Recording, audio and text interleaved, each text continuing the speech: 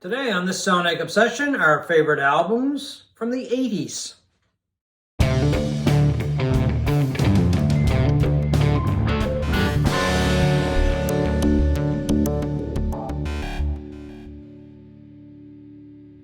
Hi folks, I'm John Whidden, and right over here is Steve McLeod, and today we're going to continue our look at our favorite albums. This time we're going to look at 5 of our favorite albums from the 80s. So I'm going to let you go. Yeah, top 10 first. lists, Top 10, yeah. the bottom 5 to begin with. I just want to start by saying, John, you know, I always look down my nose at the 80s. I do too, yeah. And I think it's just not as good as some of the other decades. Maybe it's not as good as the 70s, but I was really struck by how many great albums. Yeah, I was too. I was surprised. I was looking through them and going, that was a really good album. And yeah, it was from the 80s. And it surprised me. Some of the biggest albums of all time. And, you know, I think it was sort of the whole 80s production that might have put a bit of a damper on the music that came out of it. But I don't know. All in all, it was almost as tough a decision for me as it was the 1970s list. I didn't find it quite as tough, but it was challenging. Let's put it that way. All right, my first choice, and this is going to be a mix of CDs and vinyl. I mean, it was the decade of CDs, and I think it's that's when the crossover was being made. I think it's appropriate that I start with this one. It is Disintegration by The Cure. Came out in 1989. This was the first Cure album that I bought. It's very dark, it's moody, very atmospheric. The Cure sort of started out as a post-punk band or a punk band, and I was amazed at how quickly their sound developed into a band that was one of the big hit producers of the 1980s. Their videos were on Much Music and MTV all the time. They were immediately noticeable because of the lipstick and fright wig look of lead singer Robert Smith. But I really just felt... Which he still has, by the way. The last picture I saw, anyway. Yeah.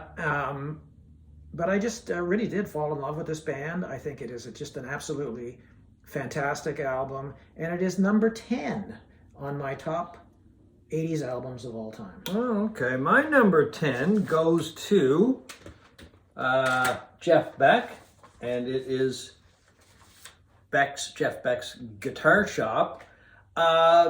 This probably doesn't end up in a lot of people's lists, but to me, it was just another album that showed Beck just taking on a challenge. Can you have a top 10 list without Jeff Beck on it? I don't think I can. I mean, no, I go right back to the 60s. And to be honest with you, I don't think anybody's top 10 list of any kind should be without a Jeff Beck album. Okay. But anyway, it's Jeff Beck, Terry Bozzio, and Tony Hymas, I believe is how you pronounce that name. I've never quite known. But anyway, it just continued his explorations into instrumental music, into... I don't know what you'd call this album because it's not really jazz fusion. No, it's not really heavy metal. It's just Jeff Beck going somewhere where nobody else went. Yeah. And there were a couple of albums in the 80s that I was looking at because I didn't want to put one in because to me that's what I love about Jeff Beck. He just didn't sit still. He was always doing something different, something challenging, not only for him, but for the listener as well. It took a while to get into this album, but I really like it. Jeff Beck's Guitar Shop from 1989. Yeah, you know, that was an album that I didn't really care for much initially, but I grew to like it over time. Well, I was the same way, yeah.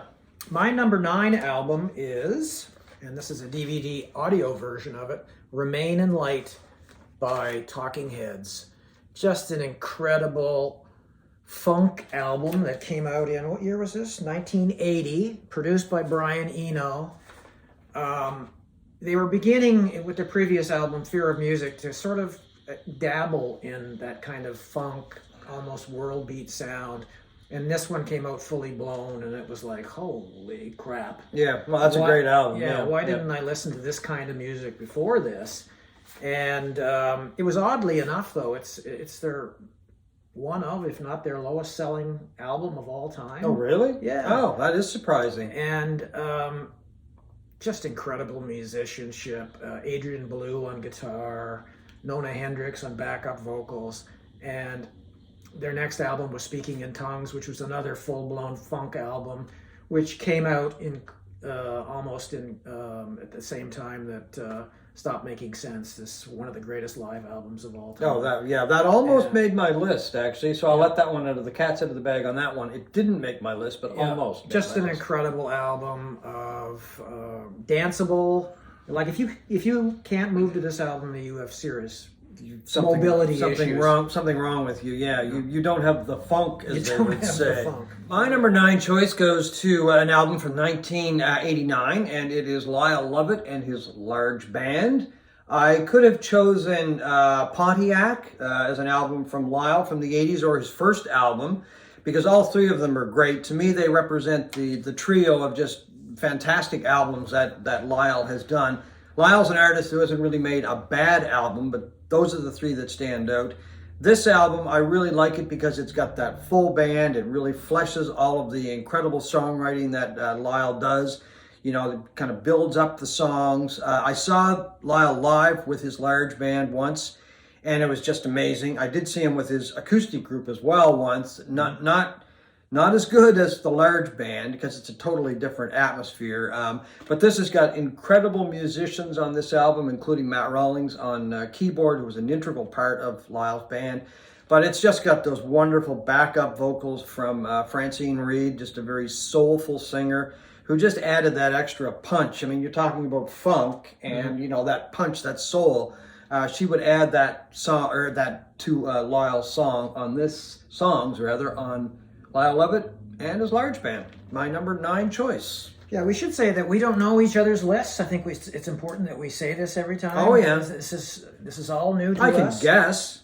Yeah, we can always guess. My number 8 album is Hounds of Love by Kate Bush. This came out in 1985, and it vaulted Kate Bush from kind of a cult figure in North America and Canada to full-blown stardom. There's a common theme in a lot of these albums that I picked. They also had massive video. That was a huge part of the musical world back then, right? With MTV and Much Music. Yeah, and she had some of the biggest with from this album, Hounds of Love and Running Up That Hill, which also had a second life in the last year or so. Yeah, that TV show. Stranger Things. Stranger Things, yeah. Yeah, it is. She was less experimental on this and more commercial, and I'm surprised to see that this only sold like 1.3 million copies, which today would be a massive seller. Oh yeah. But in those days, it's not that great. But it's just a fantastic album. She had discovered the Fairlight sampling synthesizer, and the sounds of that are all over this album.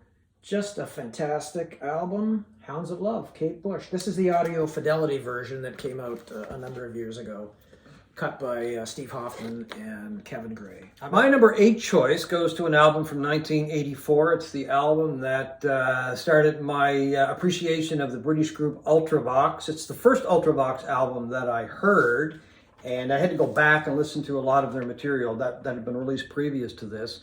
It's a wonderful sounding album. It's kind of mystical in a lot of the tracks.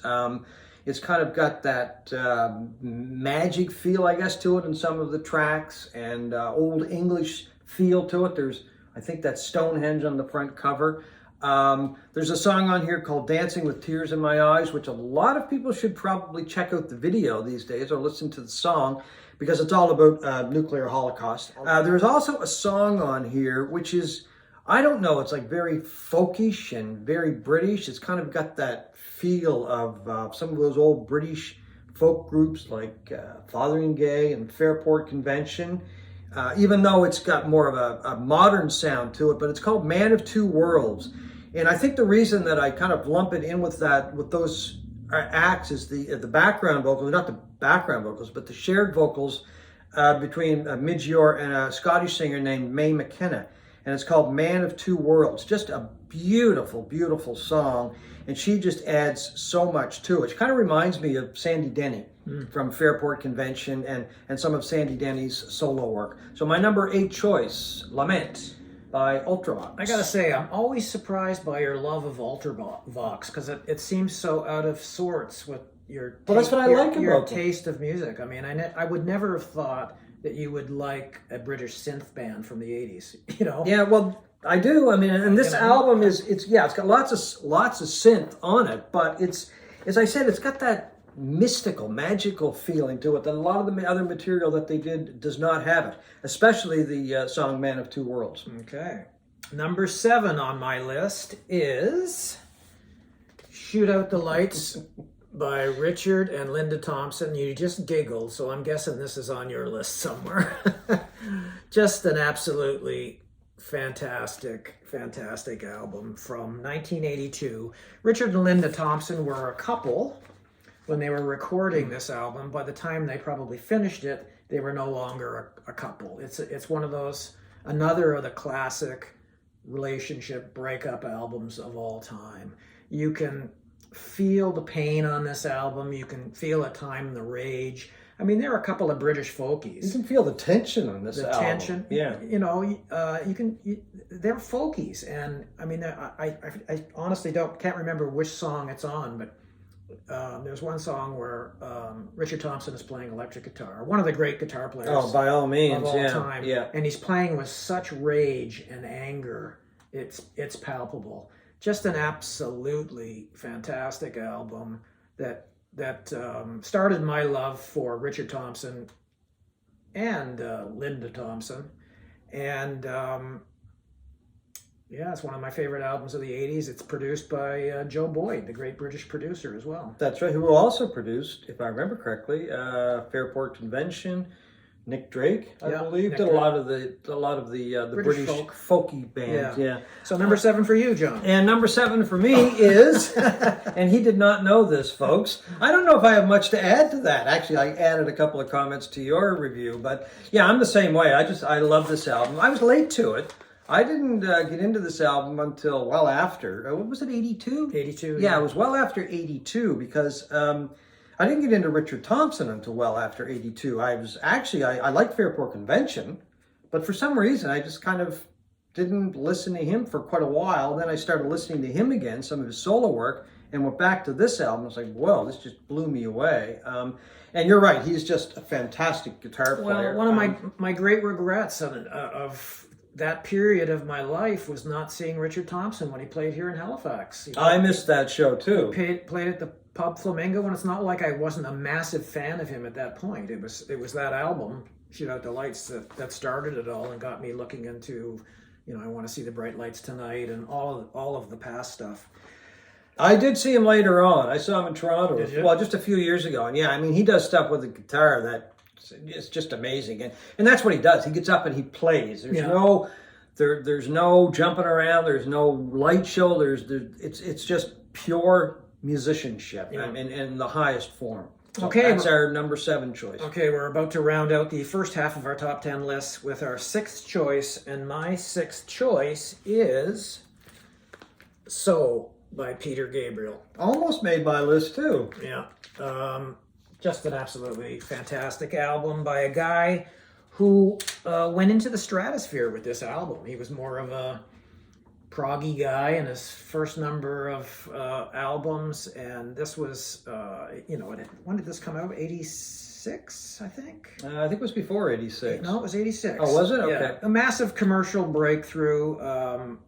I could have picked his 3rd solo album, which is the Melting Face one, or no, I think this one was the best Security. one. I think. Yeah. Well, it's certainly the most commercial. Yeah. It had massive hits on it like Sledgehammer and Red Rain, and what else was on this?